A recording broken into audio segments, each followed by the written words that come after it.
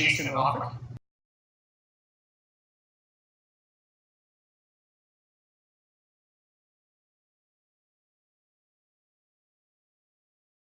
Well, to be honest, I hadn't heard of e-commerce until you guys contacted me. In my circles, we probably still refer to it as m-commerce, but it's the movement of sort of the nexus of the financial transaction away from traditional means around cash or credit cards towards more virtual constructs, such as a virtual wallet on a cell phone or a virtual wallet in the cloud, and that might be a Google Wallet or a PayPal wallet or even an Apple ID. I think there's a problem in our current media landscape in that what sells papers and what gets eyeballs on the television programs and what causes clicks on websites are dramatic headlines, and traditionally those tend to be scary. So the media tends to play up the scary aspect of any technology. So my personal opinion is customers should be aware. Just like the transition from cash to credit cards meant that people had different responsibilities and there were different risks, the movement to e-commerce means that there will be different responsibilities and different risks. So things like the new iPhone 5S, you guys heard of that? Yeah. So you can buy Apple digital projects with your thumbprint. So a lot of the risks that have been reported on are people cutting off your finger and then using that to buy music on your phone, right? And so that's dramatic and it makes people click on a headline, but you think about it for very long, you kind of go, well, nobody's going to actually do that. Yeah.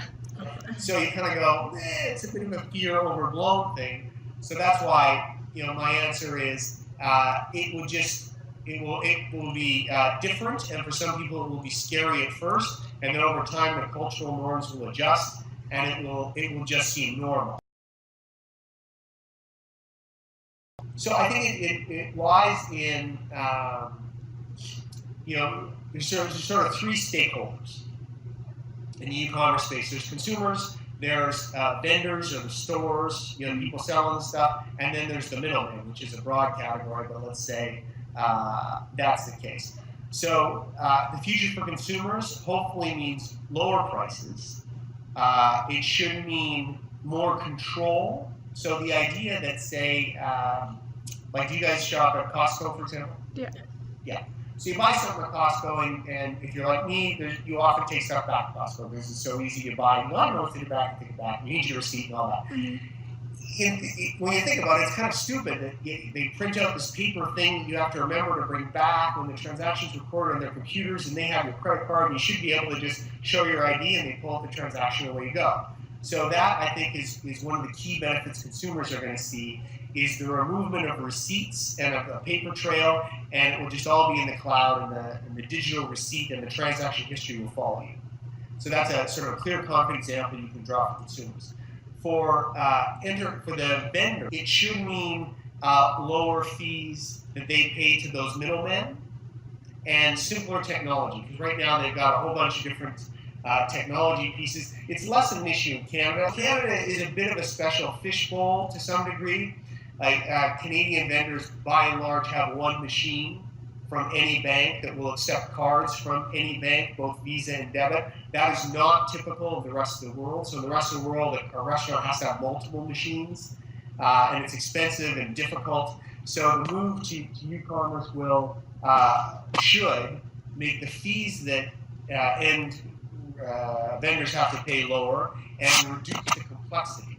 In the near term, complexity might go up and some fees might go up, but then over time, they should come down. Now, for the middlemen, they're probably the losers. The current sort of incumbent middlemen are probably the losers in the e-commerce movement.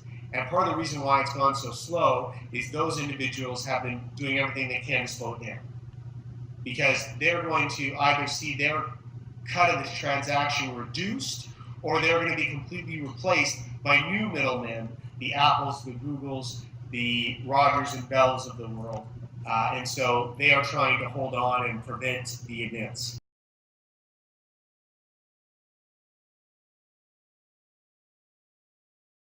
Yes. The short answer, yes. Digital advertising and marketing is very cheap compared to the impact, right? And so that impasse will meet in the middle over time, and so the amount of money that businesses pay for impressions and for results in the digital world will match because the analog world will come down. So I think the effectiveness, I don't think there's anybody who can say that the effectiveness of digital isn't higher. Well, those are all of our questions.